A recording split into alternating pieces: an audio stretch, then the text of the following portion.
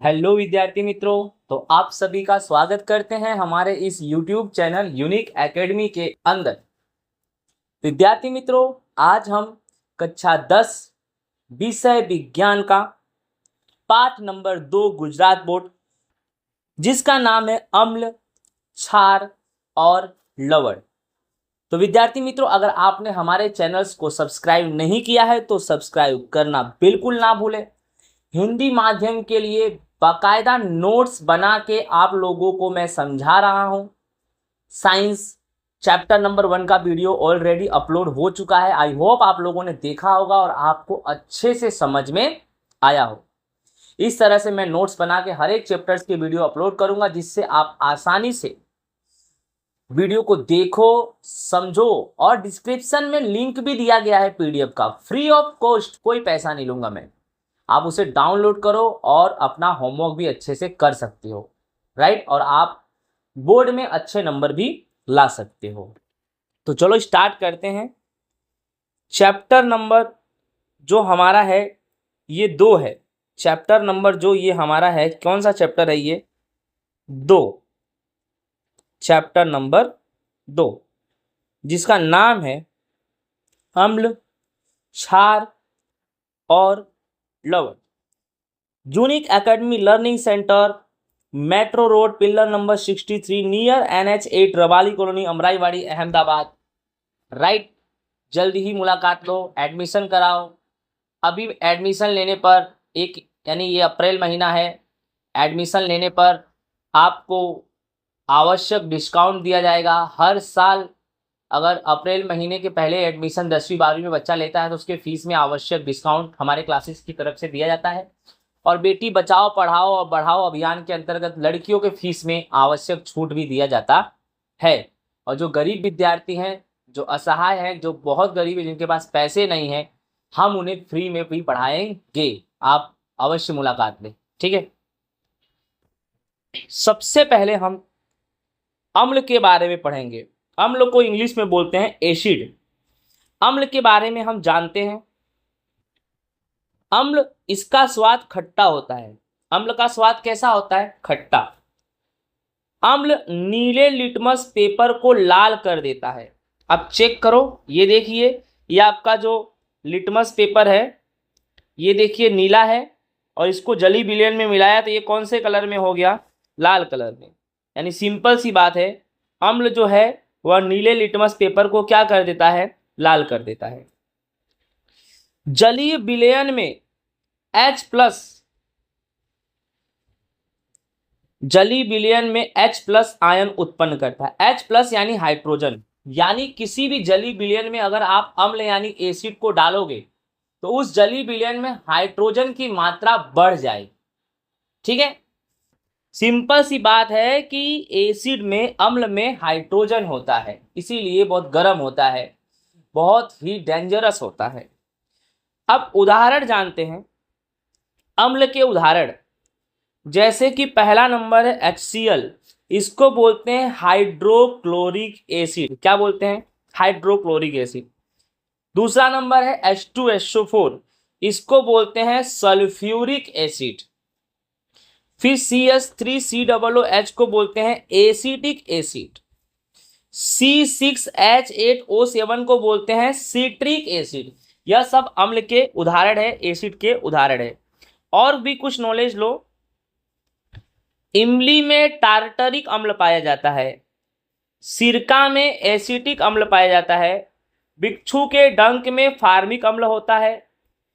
दूध दही में लैक्टिक अम्ल होता है। नींबू में सिट्रिक अम्ल होता है। टमाटर में सिट्रिक अम्ल होता है। और चींटी में फार्मिक अम्ल होता है। चींटी के डंक में, बिच्छू के डंक में। और जो खट्टे चीजें हैं इसमें टार्टरिक, ठीक है, और सिट्रिक भी। अब 2 तरह के अम्ल होते हैं। एक होता है सांद्र अम्ल। सांद्र का मतलब है स्ट्रोंग यानी गाढ़ा। तो जो अम्ल गाढ़ा होता है उसमें पानी तो कम होगा लेकिन एसिड यानी अम्ल अधिक हो गया। यानी जिस विलयन में एसिड का प्रमाण अधिक है, पानी का प्रमाण कम है, उसे बोलेंगे सांद्र अम्ल। तनु अम्ल किसको बोलेंगे? जिसमें जिसमें पानी अधिक है परंतु अम्ल क्या है, कम है, उसे बोलेंगे तनु। तनु का मतलब है मीडियम, राइट। और सांद्र का मतलब है स्ट्रॉन्ग, ओके।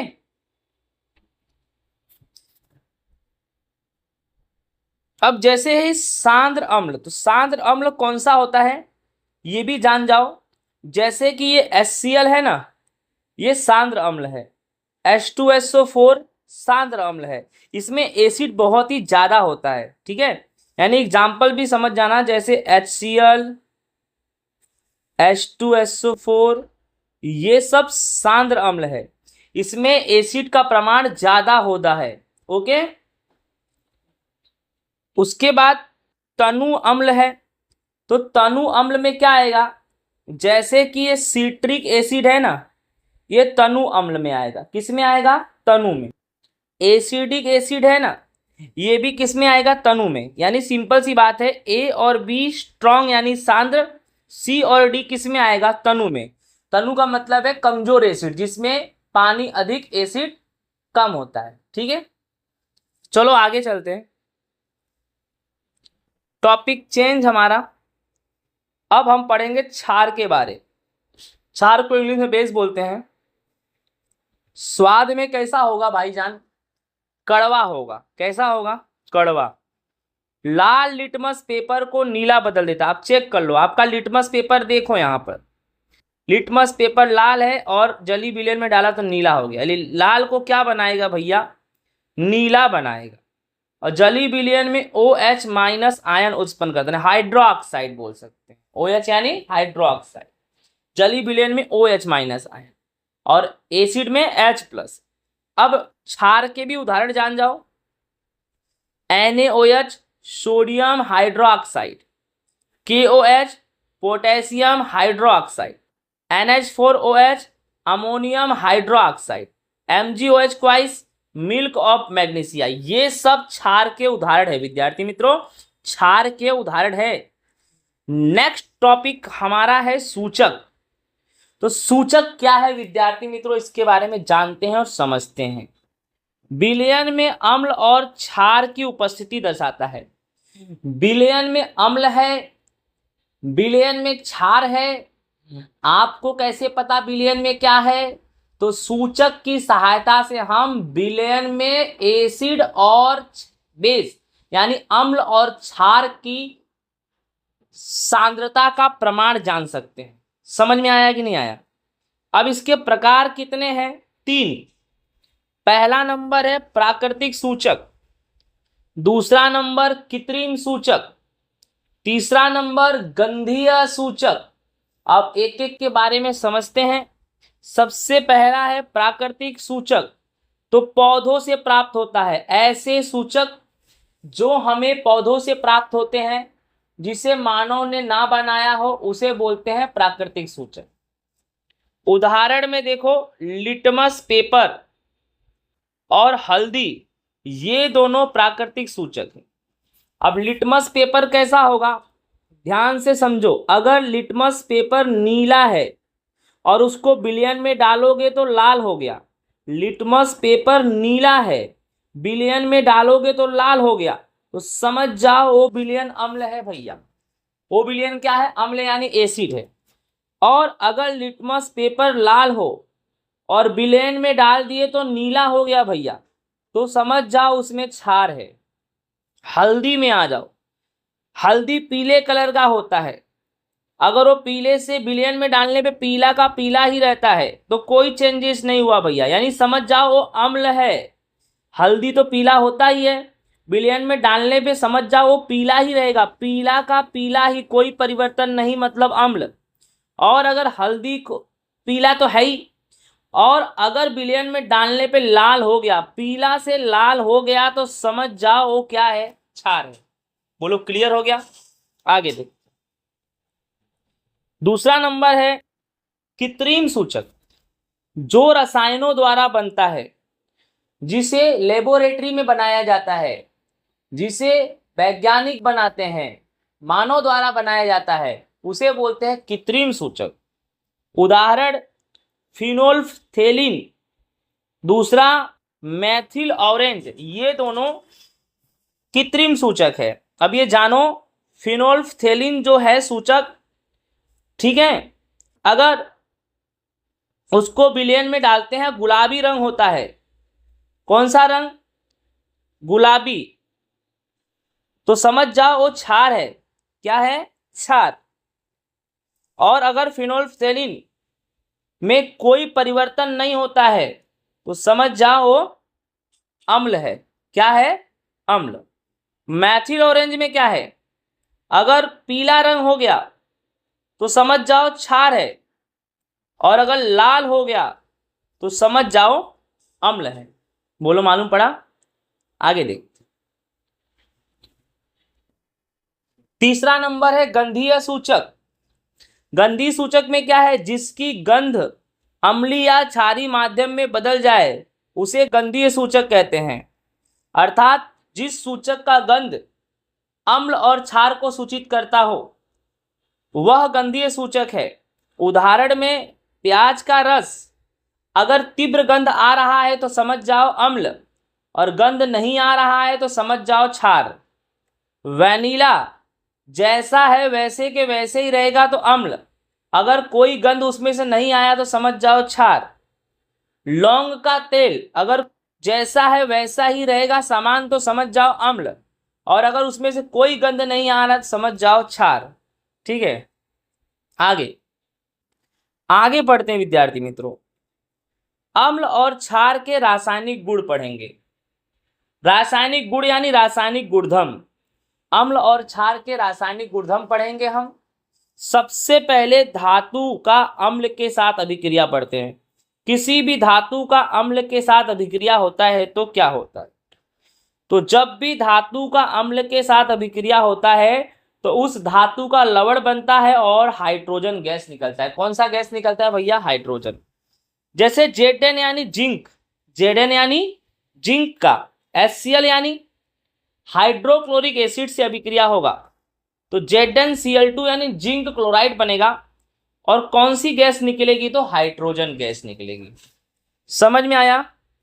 Zn का HCl से अभिक्रिया करेंगे तो ZnACl से अभिक्रिया करके ZnCl2 बनाएगा जिसे बोलेंगे जिंक क्लोराइड और हाइड्रोजन गैस। अब समीकरण को संतुलित करना है तो समझो, देखो ZnHCl ZnCl2H2, यहाँ Zn एक है, यहाँ भी Zn एक है।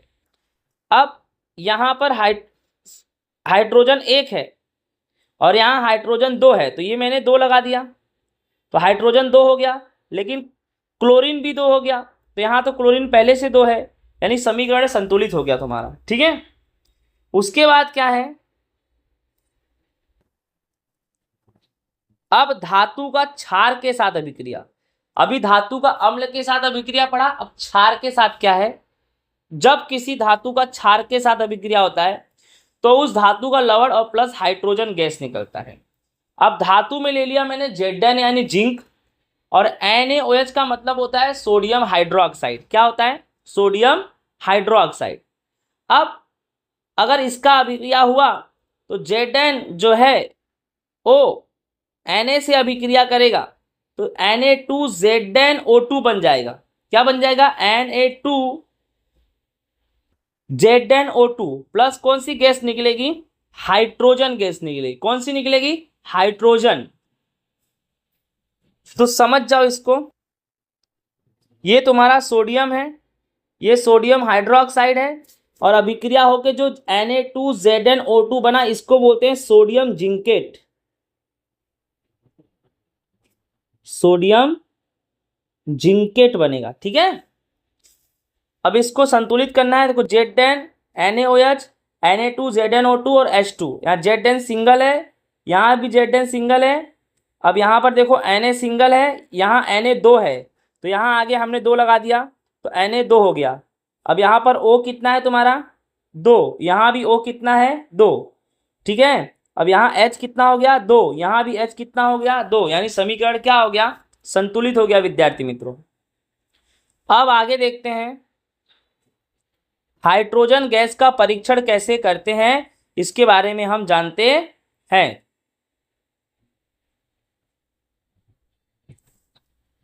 इसमें क्या है विद्यार्थी मित्रों, जैसे कि समझो इसको अच्छे से।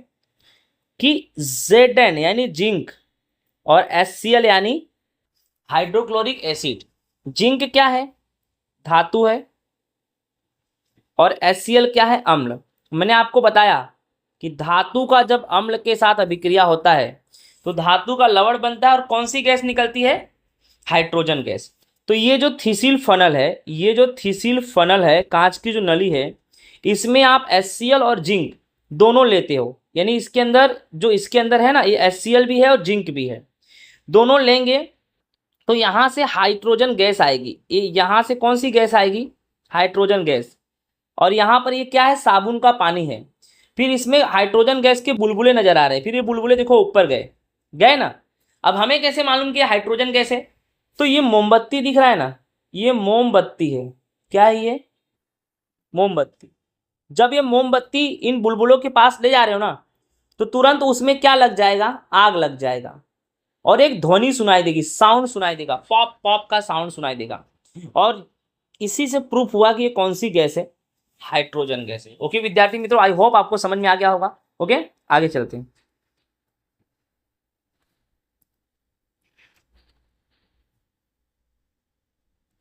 अब अम्ल का हाइड्रोजन कार्बोनेट के साथ अभिक्रिया। राइट, अम्ल का कार्बोनेट यानी धातु, अम्ल का कार्बोनेट के साथ अभिक्रिया धातु में। तो पहले तो अम्ल का धातु कार्बोनेट के साथ अभिक्रिया कराओगे तो लवण, CO2 और पानी मिलेगा। अब अम्ल में ले लो HCl। क्या ले लिया? HCl। धातु कार्बोनेट में Na2CO3 सोडियम कार्बोनेट ले लिया। तो लवण किसका बनेगा? सोडियम का। धातु कौन है? सोडियम Na, तो सोडियम का लवण यानी NaCl plus carbon dioxide plus H2O। अब आपको करना क्या है? समीकरण संतुलित करना है। आप चेक कर लो, यहाँ पर H 1 है और यहाँ पर H कितना है? 2 है, तो मैंने आगे 2 लगा दिया, तो H 2 हो गया और Cl भी 2 हो गया। अब चेक करो, यहाँ पर जो Cl 2 हो गया, अब Na2 Na 2 है, तो यहाँ पर Na 1 है, तो इसके आगे भी 2 लगा देंगे, 2 Na, यहाँ भी 2 Na, फिर C, तो C 1 है। ऑक्सीजन 3 है, तो यहाँ भी देख लो, ये रहा 2 ऑक्सीजन, ये रहा 1 ऑक्सीजन, तो 3 ऑक्सीजन हो गया। बराबर है ना, यानी सब तुम्हारा क्या हो गया? बैलेंस हो गया। राइट, आगे देखते हैं। अम्ल का धातु कार्बोनेट के साथ अभिक्रिया। धातु कार्बोनेट नहीं, धातु बाय कार्बोनेट के साथ अभिक्रिया। तो अम्ल प्लस धातु बाय कार्बोनेट, तो लवण प्लस CO2 प्लस जल बनेगा। अब अम्ल में ले लो HCl और धातु बाय कार्बोनेट में NaHCO3 सोडियम हाइड्रोजन कार्बोनेट। विद्यार्थी मित्रों, ये A है, NaHCO3 सोडियम हाइड्रोजन कार्बोनेट। क्या बोलेंगे इसको? सोडियम हाइड्रोजन कार्बोनेट बोलेंगे। ठीक है, तो HCl का सोडियम हाइड्रोजन कार्बोनेट के साथ अभिक्रिया कराएंगे तो क्या मिलेगा? सबसे पहले सिंपल सी बात है, Na है तो लवण NaCl plus CO2 plus H2O। अब समीकरण को संतुलित करने के लिए आपको मैंने बता दिया है संतुलित कैसे करेंगे। यहाँ पर आएगा 2, ठीक है, 2H 2Cl, तो यहाँ पर 2H और Cl 1 है, तो यहाँ भी 2 लगा देंगे, फिर 2 Na हो गया, फिर Na यहाँ पर कितना है? यहाँ पर 1 है। इस तरह से इसको हम 2 लगा के क्या कर देंगे? संतुलित कर देंगे। ठीक है, अब चेक कर लो, 2 हाइड्रोजन 2 हाइड्रोजन, Cl कितना है? 2, यहाँ भी Cl कितना है? 2, Na 2, यहाँ भी Na 2, C 1 है, यहाँ C 1 है, ऑक्सीजन 3 है, यहाँ पे 2 ऑक्सीजन और यहाँ पर 1 ऑक्सीजन। हो गया ना बराबर। अब एक चीज याद रखना, बहुत IMP है, नोट, क्षार जो है ना वह धातु कार्बोनेट और धातु बाय कार्बोनेट के साथ अभिक्रिया नहीं करता। अम्ल ही धातु कार्बोनेट और धातु बाय कार्बोनेट के साथ अभिक्रिया करता है, क्षार बिल्कुल नहीं करता। विद्यार्थी मित्रों, अंडरस्टूड। अब हम आगे देखते हैं, आगे क्या है? आगे क्या है ध्यान से देखते हैं। तो आगे हमारा है CO2 कार्बन डाइऑक्साइड को चूने के पानी में प्रवाहित करने पर पानी दूधिया रंग का हो जाता है। ये भी जानो, कार्बन डाइऑक्साइड को अगर चूने के पानी में प्रवाहित करोगे तो पानी दूधिया रंग का हो जाएगा। कैसे? जैसे कि देखो, ये रहा कार्बन डाइऑक्साइड, ठीक है, इसको चूने के पानी में प्रवाहित करो, यानी CaOH क्वाइस, यानी ये चूने का पानी है, इसमें कार्बन डाइऑक्साइड गैस प्रवाहित करेंगे तो बनेगा CaCO3 कैल्शियम कार्बोनेट, और ये जल में घुलेगा नहीं, और साथ ही साथ क्या रिलीज होगा, पानी, राइट। आगे देखते हैं, नेक्स्ट टॉपिक है अम्ल और क्षार के बीच अभिक्रिया। तो अम्ल और क्षार के बीच अभिक्रिया के बारे में जानते हैं। तो जब अम्ल और क्षार के बीच अभिक्रिया होता है तो उस अभिक्रिया को हम बोलते हैं उदासीनीकरण अभिक्रिया। कोई पूछे उदासीनीकरण अभिक्रिया किसे बोलते हैं, तो अम्ल और क्षार के बीच होने वाले अभिक्रिया को उदासीनीकरण अभिक्रिया कहते हैं विद्यार्थी मित्रों। ओके, अब परिभाषा भी क्लियर है। जब अम्ल और क्षार एक दूसरे के बीच अभिक्रिया करके एक दूसरे के प्रभाव को नष्ट कर देते हैं तो वे लवण और पानी का निर्माण करते हैं। इस अभिक्रिया को उदासीनीकरण अभिक्रिया कहते हैं। बोलो क्या बताया मैंने, जब अम्ल और क्षार एक दूसरे के साथ अभिक्रिया करते हैं और अभिक्रिया करके एक दूसरे के प्रभाव को नष्ट कर देते हैं, यानी अम्ल का प्रभाव खत्म हो जाता है, क्षार का भी प्रभाव खत्म हो जाता है, दोनों का प्रभाव खत्म हो जाता है, अम्ल अम्ल नहीं रहता है और क्षार क्षार नहीं रहता है, एक साधारण पानी बन जाता है। ऐसे अभिक्रिया को उदासीनीकरण अभिक्रिया कहते हैं। जैसे कि अम्ल प्लस क्षार दोनों के बीच अभिक्रिया होगा तो लवण प्लस पानी बनेगा। जैसे अम्ल में ले लिया HCl हाइड्रोक्लोरिक एसिड और क्षार में ले लिया NaOH सोडियम हाइड्रोक्साइड, क्या बोलेंगे, सोडियम हाइड्रोक्साइड, तो लवण बनेगा सोडियम का NaCl और प्लस पानी यानी H2O। डन। आगे देखते हैं, अम्ल और क्षार की प्रबलता के बारे में हम जानते हैं। अम्ल और क्षार की प्रबलता, तो किसी भी अम्ल और क्षार की प्रबलता उसके द्वारा उत्पन्न H+ और OH- आयन की सांद्रता पर निर्भर होता है। सिंपल सी बात है, जिस विलयन में जितना ज्यादा H+ होगा, जितना ज्यादा हाइड्रोजन होगा, वह अम्ल उतना ही स्ट्रॉन्ग होगा, और जिस विलयन में जितना ज्यादा OH होगा वह उतना क्षारी होगा। H ज्यादा हो तो अम्ल मजबूत स्ट्रॉन्ग एसिड, और H कम हो तो वीक एसिड। OH ज्यादा हो तो स्ट्रॉन्ग बेस, और OH कम हो तो वीक बेस। अंडरस्टूड। नेक्स्ट, इसे अब हम इसको समझते हैं कि जिसके द्वारा हम अम्ल और क्षार की प्रबलता जानते हैं, जिस साधन के द्वारा हम अम्ल और क्षार की प्रबलता जानते हैं उस साधन को बोलते हैं सार्वत्रिक सूचक, सार्वभौमिक सूचक, पीएच पेपर। ठीक है, चलो स्टार्ट करते हैं। ये है तुम्हारा पीएच स्केल, ये है तुम्हारा पीएच स्केल। जब पीएच का मान 7 हो, ये दिख रहा है ना 7, तो वह उदासीन है। उदासीन मतलब ना ही उसमें अम्ल है ना ही उसमें क्षार है। और जब पीएच का मान 7 से कम हो तो वह अम्लीय है। 7 से कम यानी 6, 5, 4, 3, 2, 1, 0 अम्लीय है। ठीक है, यानी जैसे 7 से कम होते जाओगे ना, वैसे वैसे अम्ल यानी एसिड का प्रभाव बढ़ता जाएगा। और जब पीएच का मान 7 से अधिक हो, 8, 9, 10, 11, 12, 13, 14, तो वह क्या होता है, क्षारीय होता है। आप चेक करो, 7 पे न्यूट्रल यानी उदासीन, 7 से कम यानी एसिडिक, और 7 से अल्काइन ज्यादा यानी अल्काइन यानी क्षारी।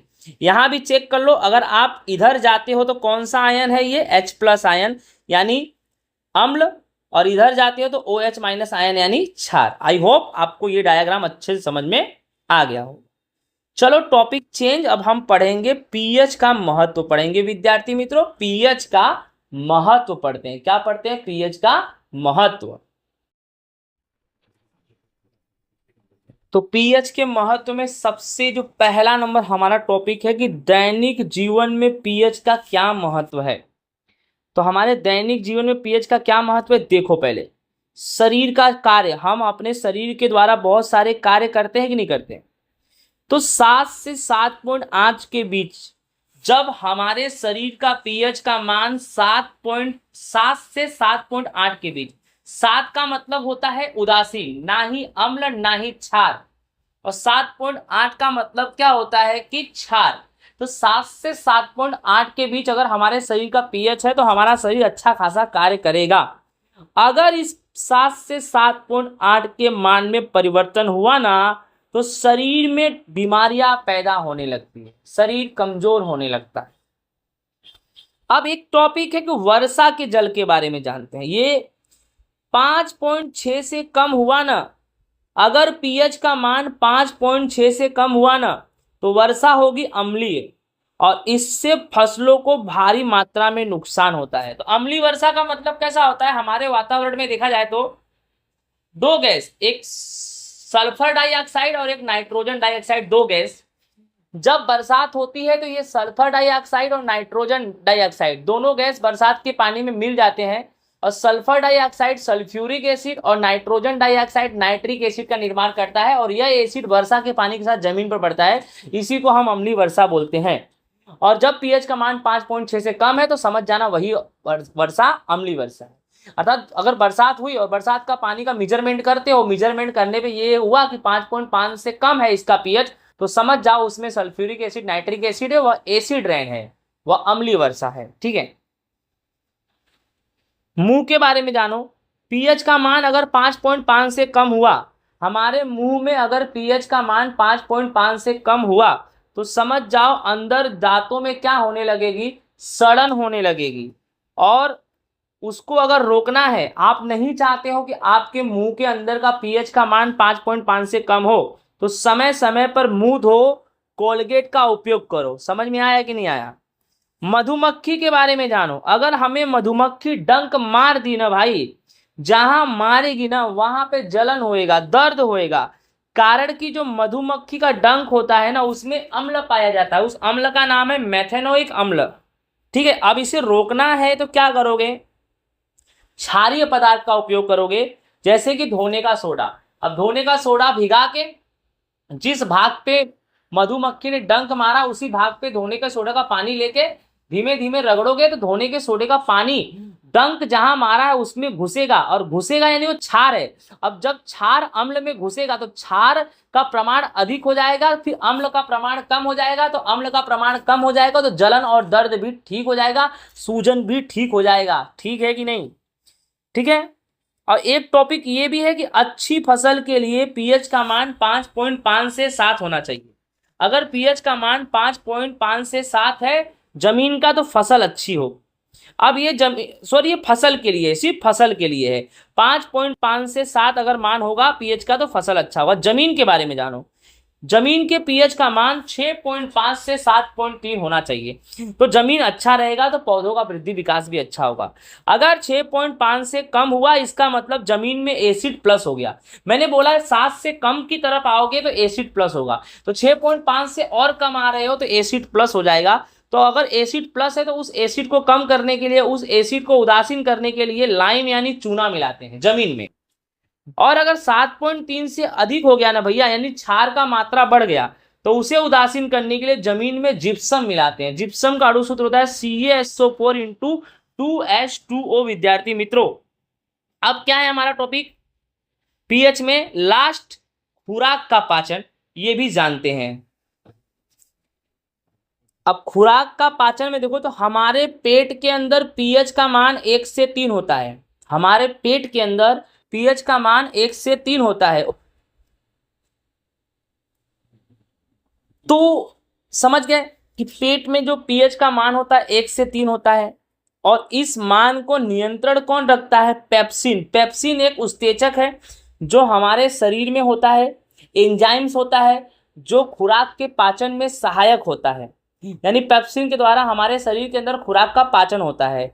और जो पीएच का मान 1 से 3 है ना, उसको पेप्सिन नियंत्रण करता है। नियंत्रण का मतलब ये होता है कि पेप्सिन पीएच के मान को 1 से 3 ही रखता है, ना कम होने देता है ना ज्यादा होने देता है। इस तरह से खुराक का पाचन कौन करता है, पेप्सिन करता है। लेकिन विद्यार्थी मित्रों, अगर पीएच के मान में परिवर्तन हुआ, ऐसा क्या कर दिया भाई आपने कि पेप्सिन भी अपना काम नहीं कर रहा है, क्या कर दिया, तो क्या कर दिया मैं बताता हूं। गर्मी में गरम गरम खाना खाओगे, मसाले वाला खाना खाओगे, अंडा मांस मछली खाओगे, तो भाई जो तुम्हारे पीएच का मान 1 से 3 है उसमें परिवर्तन हो जाएगा। पेप्सिन कुछ नहीं कर पाएगा भैया। आप पेप्सिन से बढ़ के कुछ कर रहे हो। तो तुरंत तुम्हारे जठर यानी पेट में होगा दर्द, चिल्लाने लगोगे। सामान्य भाषा में क्या बोलते हैं, एसिडिटी हो गया भैया। अब इसे रोकना है तो एसिडिटी यानी एसिड से हुआ, तो एसिड को कम करो तो क्षार, क्षारी पदार्थ का उपयोग करो। इनो, इनो पियोगे पेट में जाएगा, एसिड के प्रमाण को कम कर देगा, जठर में दर्द होना बंद हो जाएगा भाई। आया समझ में, पक्का आ गया होगा, पक्का पक्का पक्का। नेक्स्ट टॉपिक है हमारा लवण का निर्माण। लवण यानी हम बोलते हैं साधारण नमक। तो अम्ल प्लस क्षार मिलते हैं तो लवण बनता है और पानी का निर्माण होता है। तो जैसे अम्ल में HCl, क्षार में NaOH यानी हाइड्रोक्लोरिक एसिड और सोडियम हाइड्रोक्साइड, ठीक है। तो ये दोनों अगर मिलते हैं तो लवण यानी NaCl मतलब सोडियम क्लोराइड, और क्या होगा, पानी यानी H2O। अंडरस्टूड, समझ में आया। अब लवणों से रसायन का निर्माण होता है। लवणों से किसका निर्माण होता है, तो लवणों से रसायन का निर्माण होता है।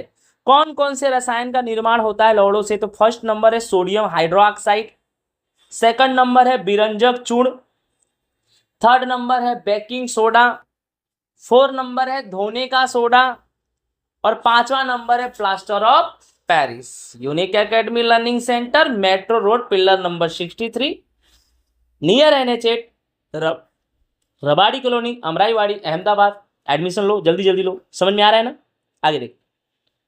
अब हम एक एक टॉपिक को समझेंगे, यही है, इसी के साथ हमारा चैप्टर हो जाएगा पूरा। ओके विद्यार्थी मित्रों, चलो भैया स्टार्ट करते हैं। हो सबसे पहला हमारा टॉपिक है सोडियम हाइड्रोक्साइड, जिसको बोलते हैं NaOH। जानते हैं कैसे क्या होता है।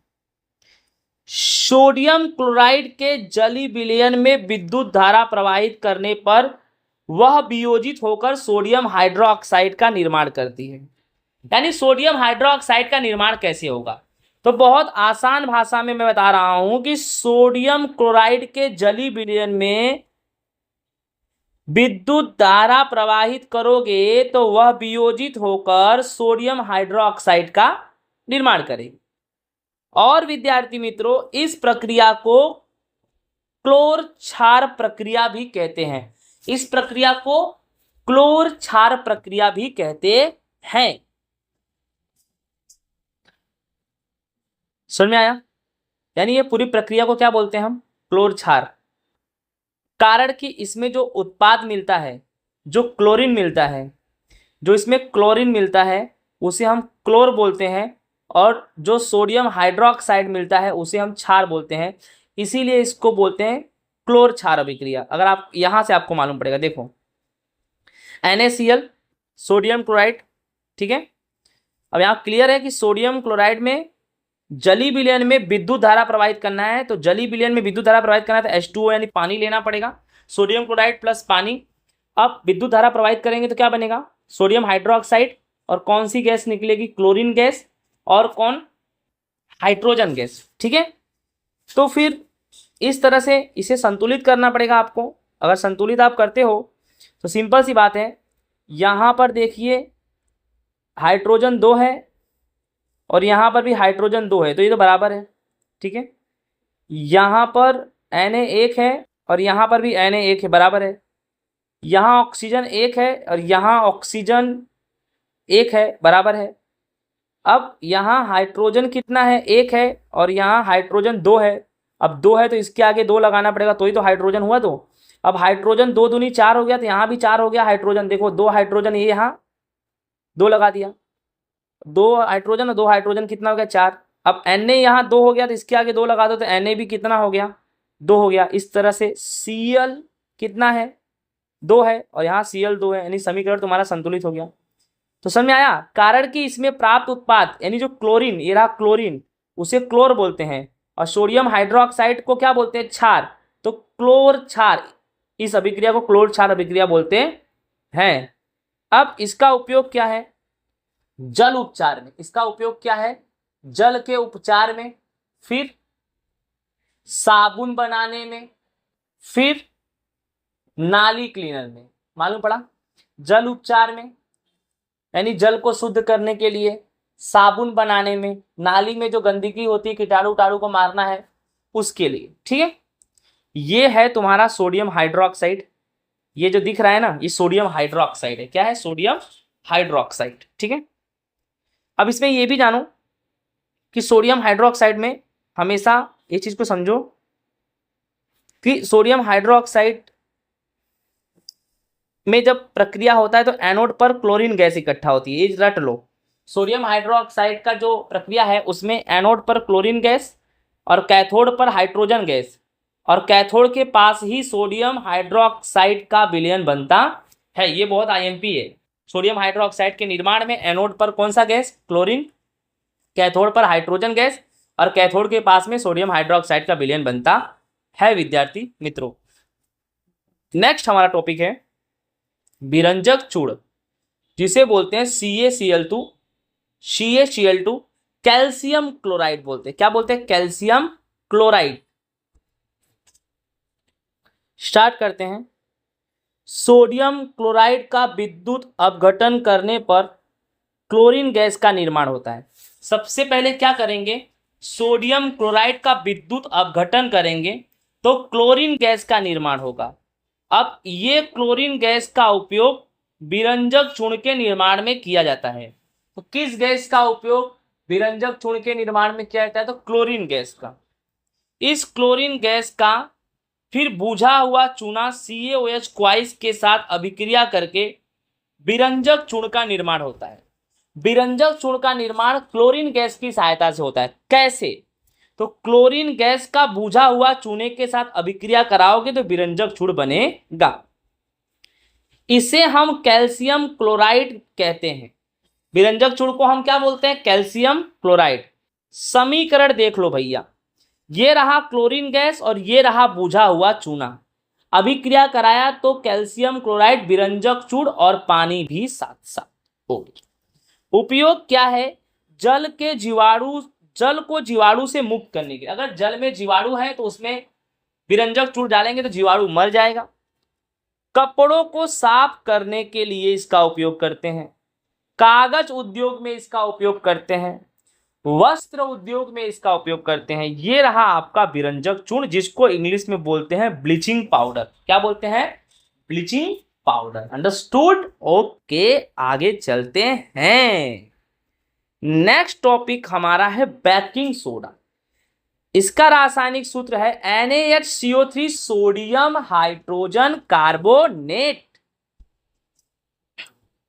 ये आपका बेकिंग सोडा है। बेकिंग सोडा को खाने वाला सोडा भी कहते हैं। रासायनिक नाम है सोडियम हाइड्रोजन कार्बोनेट, मैंने आपको बताया। चलो जानते हैं। सोडियम क्लोराइड का, पानी का, कार्बन डाइऑक्साइड का और अमोनिया का, इस सभी का अभिक्रिया करा दो भैया, क्या मिलेगा? Baking soda. दूसरा नाम खाने का सोडा भैया। बोलो किसका किसका? सोडियम क्लोराइड 1, पानी 2, कार्बन डाइऑक्साइड 3 और अमोनिया, इन सबके बीच में भैया करा दो अभिक्रिया, बेकिंग सोडा का निर्माण हो जाएगा। देख लो समीकरण, देखो सोडियम क्लोराइड NaCl, H2O यानी पानी, CO2 यानी कार्बन डाइऑक्साइड, NH3 यानी अमोनिया। अब क्या बनेगा? NH4Cl। NH4 होगा तो क्या बोलेंगे? सोडियम हाइड्रोजन कार्बोनेट, तो ये है NaSCO3। ये आपका बन गया बेकिंग सोडा, और साथ ही साथ NH4Cl को बोलेंगे अमोनियम क्लोराइड। NH3 हो तो अमोनिया भैया, NH4 हो तो अमोनियम। तो इन सब के बीच में अभिक्रिया कराएंगे तो अमोनियम क्लोराइड के साथ साथ सोडियम हाइड्रोजन कार्बोनेट यानी बेकिंग सोडा का निर्माण होता है। भैया इसका उपयोग भी जान जाते हैं, खाना पकाने में होता है भैया। जल्दी से खाना बनाना है भैया, मेहमान आए जल्दी से खाना बना लेना, बेकिंग सोडा डाल दो, खाना जल्दी बनेगा। ठीक है, खाना में अच्छा स्वाद लाना हो ना, बेकिंग सोडा मिला दो, स्वादिष्ट खाना बनेगा। खस्ता बनाना हो, पकोड़े बनाना हो मामा के लिए, बेकिंग सोडा। खाने में अगर मीठापन लाना है ना, बेकिंग सोडा का उपयोग करेंगे भाई। अब ये भी जान जाओ एक चीज कि खाना पकाते समय सोडियम हाइड्रोजन कार्बोनेट अगर बेकिंग सोडा है उसका उपयोग करते हो तो Na2 सोडियम कार्बोनेट, H2O यानी पानी और कार्बन डाइऑक्साइड, ये खाना बनाने की प्रक्रिया का है। तो समझो कि जब खाना बनाते हो और बेकिंग सोडा का उपयोग करते हो तो कार्बन डाइऑक्साइड जो है ना, उसी के वजह से ब्रेड होता है, इडली होता है, वो सब फूल जाता है। इसी की वजह से फूलता है। ब्रेड बनाते समय, बिस्किट बनाते समय, इडली बनाते समय बेकिंग सोडा, खाने के सोडा का उपयोग करते हैं। ठीक है भैया, आगे चलो सैया। धोने का सोडा। अब धोने के सोडा ये है हमारा भैया, धोने का सोडा। जाओ चलो कपड़े धोते हैं सब लोग, ठीक है। Na2CO3 इंटू 10H2O, ये अणु सूत्र है भैया। रासायनिक नाम है सोडियम कार्बोनेट डेकाहाइड्रेट। धोने के सोडे का रासायनिक नाम क्या है? Sodium carbonate decahydrate. कैसे बनाएंगे जानो। सर्वप्रथम बेकिंग सोडा को ले लो और गर्म कर दो, सोडियम कार्बोनेट मिलेगा। बोलो, बेकिंग सोडा को गर्म करोगे तो सोडियम कार्बोनेट मिलेगा। सोडियम कार्बोनेट का पुनः क्रिस्टलीकरण, मतलब उसमें जल मिलाओगे तो धोने का सोडा प्राप्त होगा। धोने का सोडा यह एक क्षारीय लवण है, नमक है। देखो भैया, बेकिंग सोडा को उष्मा दिया, डेल्टा त्रिभुज जैसा चिन्ह है, डेल्टा गर्म की। बेकिंग सोडा को गर्म किया तो सोडियम कार्बोनेट Na2CO3 मिला। अब क्या करेंगे? पुनः क्रिस्टलीकरण किसका? सोडियम कार्बोनेट का, Na2CO3 का। पुनः क्रिस्टलीकरण करने के लिए इसमें पानी मिलाएंगे, 10H2O पानी मिलाएंगे तो बनेगा धोने का सोडा। Na2CO3 इंटू 10H2O, धोने का सोडा बनेगा, जिसका नाम है सोडियम कार्बोनेट डेकाहाइड्रेट। अब विद्यार्थी मित्रों, उपयोग भी जान जाते हैं। उपयोग क्या है इसका बहुत अच्छे से। कांच, साबुन, कागज उद्योग में, बोरेक्स पाउडर बनाने में, घरों में साफ सफाई में, कठोर जल को मृदु बनाने में इसका उपयोग किया जाता है। ओके विद्यार्थी मित्रों, समझ में आया कि नहीं आया? आगे चलते हैं।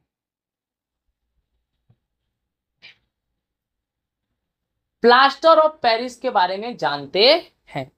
पीओपी यानी प्लास्टर ऑफ पेरिस, इसका अणु सूत्र होता है CaSO4 into 1/2H2O। CaSO4 into 1/2H2O को बोलते हैं प्लास्टर ऑफ पेरिस। इसका रासायनिक नाम है calcium sulphate hemihydrate. Calcium sulphate hemihydrate. अब ये कैसे होगा देखो, जिप्सम ले लो भैया।